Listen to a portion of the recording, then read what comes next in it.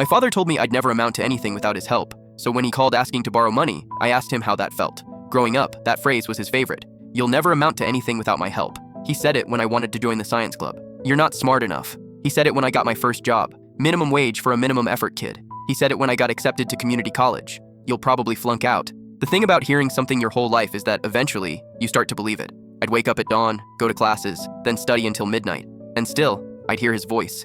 He helped by paying half my tuition. The other half I covered with loans and jobs. He helped by letting me live at home for rent. He helped by reminding me at every dinner that I owed him everything. When I graduated with my associate degree, he didn't come. It's just community college. Call me when you do something impressive. I transferred to State University. Dad co-signed my student loans, something he mentioned constantly. Remember who made this possible? I graduated with a degree in computer science, got a job at a tech company. Dad's response? That's cute. Let me know when you're making real money. I kept working, got promoted. My salary kept climbing until I was making 6 figures. I bought my own car, paid in cash, moved into my own apartment, started a savings account. Dad's name wasn't on. Dad never asked about my work, never congratulated me, but he always ended our calls the same way. Everything you have is because I gave you that start. I stopped arguing, just said, thanks, Dad. Then one morning, my phone rang. I need to borrow some money, Dad said. How much? 15 grand. I thought about every time he'd made me feel small. How does that feel? I asked. Silence.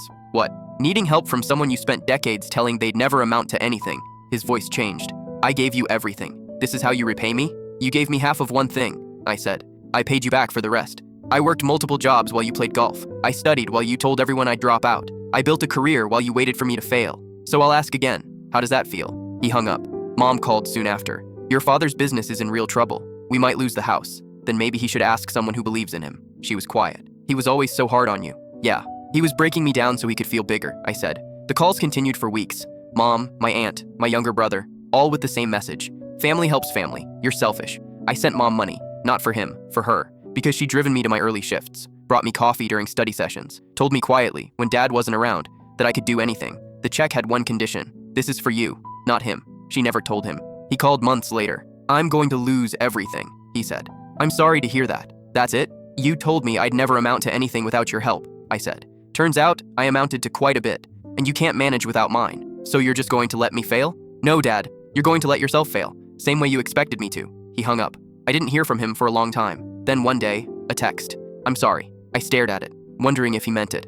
I typed back, I hope things get better for you. I didn't add, I forgive you. Because some bridges aren't meant to be repaired. Some of us just need to build new ones. I'm doing well now. I have a house, a retirement account, a life I built on my own terms, and I did it all without his help.